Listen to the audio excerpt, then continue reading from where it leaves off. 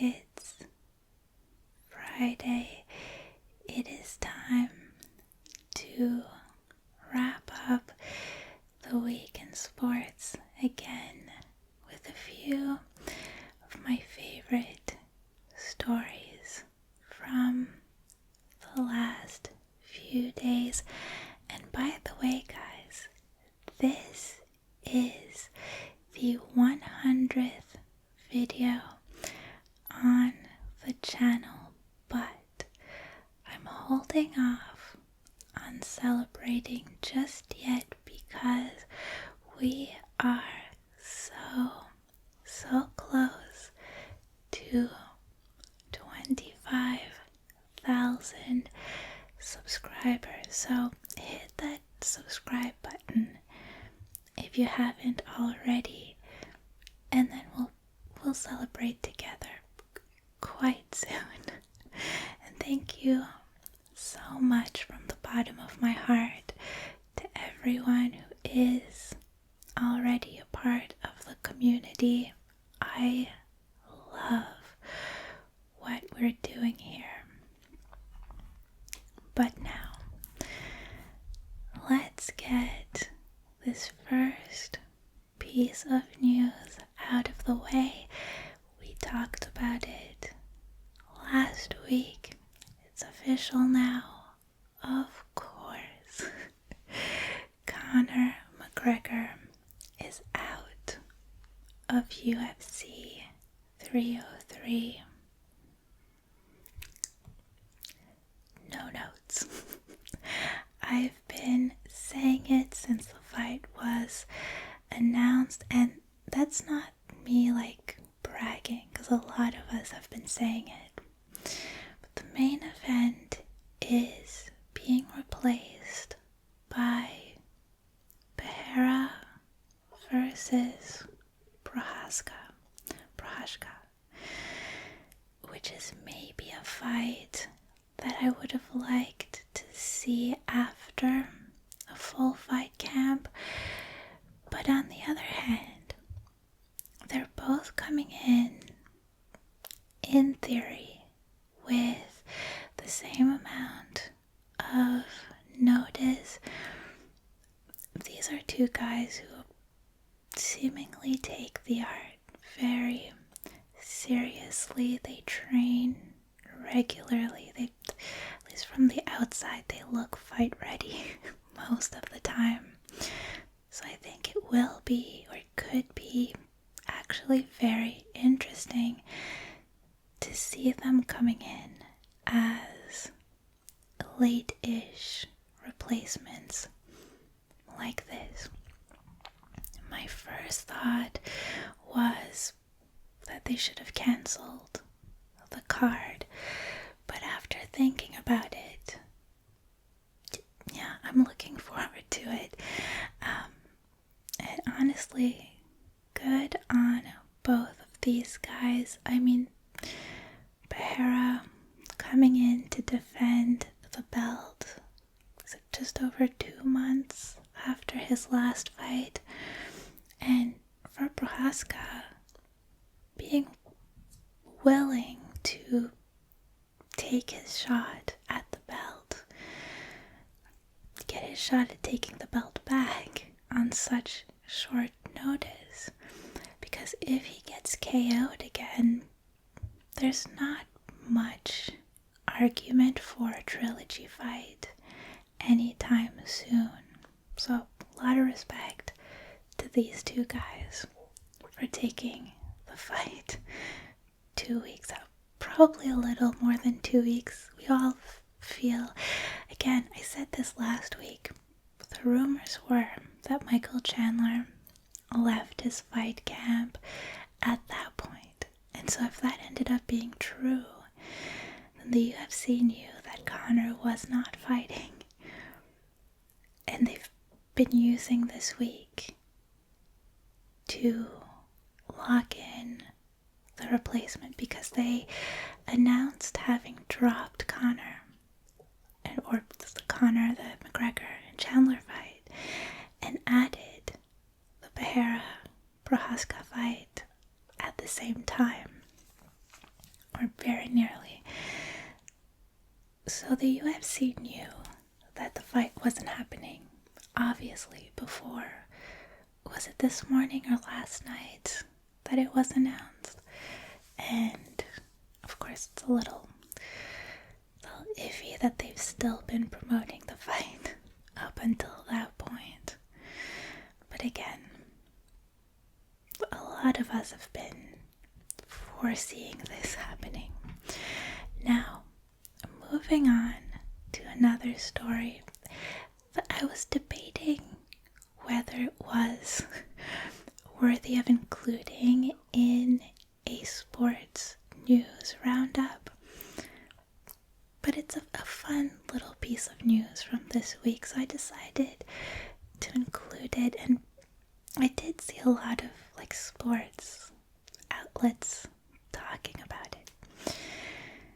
So the top of the week, Joey Chestnut, the Nathan's hot dog eating champion. Since 2007, actually, I think he's only lost once since 2007 against fellow YouTuber Matt Stoney. By the way, I'm going out deeper and deeper on a tangent here, but my toxic trait is absolutely thinking that I could win the women's division. I just believe it. I've never tried to eat more than 2 hot dogs, but I want to believe that I could do it. Anyway, Nathan's hot dog eating contest banned Joey Chestnut from this year's competition because he signed a deal with Impossible Foods, the people who make the Impossible Burger. They make vegan meat alternative substitutes, essentially. And I guess you can't be representing a hot dog brand if you want to compete at Nathan's, which is interesting because I would assume that Joey's contract with Impossible stipulates that he can participate in the contest. I mean, it's such a big part of his brand and his identity, and I mean, I think that's the whole reason that Impossible decided to partner with him in the first place, because of who he is. And I went to the Nathan's website and I could not find a veggie dog there, so I don't know if they still do them. I know they sold them in 2021, but there doesn't seem to be too much of a crossover there, and it seems like a marketing loss for Nathan's ultimately. So then Netflix jumped right on that, and they announced that in September 2nd, I think, we're getting a live head-to-head hot dog eating contest. My stomach hurt hot dog. Between Joey Chestnut and Kobayashi. Kobayashi, if you don't recognize the name, is a 6-time Nathan's champion. He won 6 times back to back in the early 2000s, and then he was dethroned by Joey. It's like this 20-year-old fun little rivalry. And this will actually see Kobayashi coming out of retirement. So I guess he's got the summer to train. It should be fun. So that is my sports adjacent news for today. On Nathan's side, I guess it'll open up competition contest. You know, the second and third places last year were, I think, within 2 hot dogs of each other, but then Joey Chestnut was like over 10 hot dogs ahead. So maybe the pull of seeing the world record holder will be replaced by the excitement of having a new champion and the contest being anyone's game again, really. So I think it's a net loss for Nathan's, but there are still some positives to pull out of this one. Let's talk about Utah.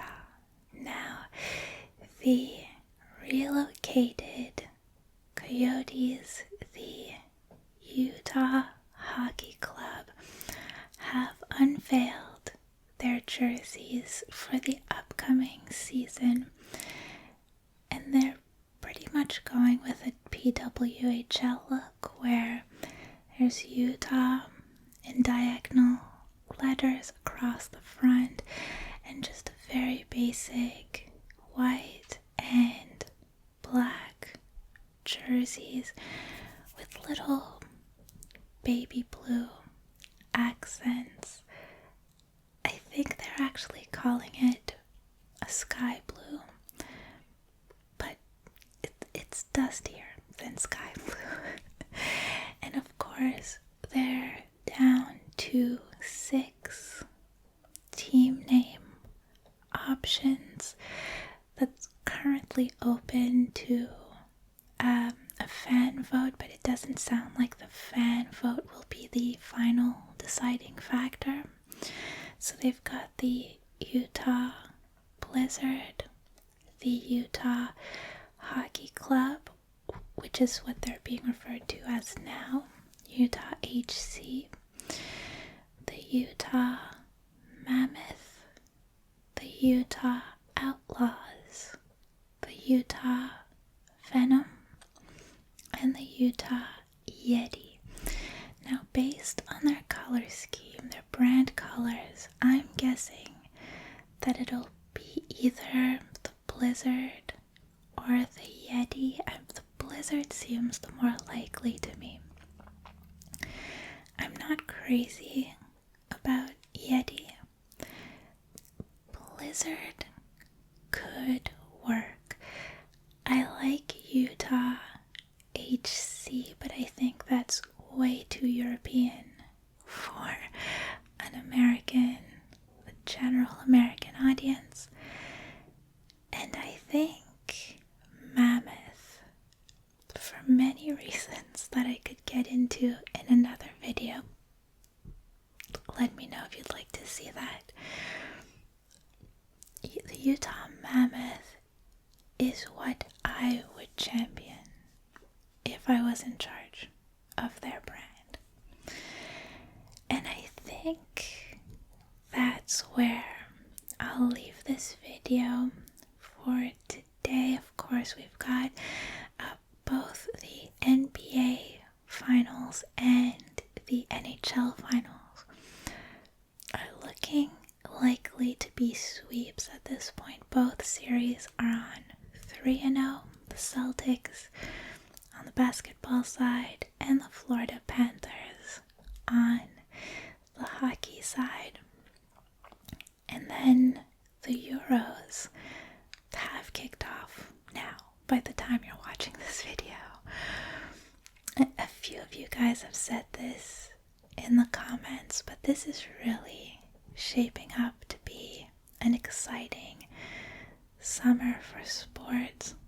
So we've got a lot more fun videos coming up. I'll see you very soon in the next one.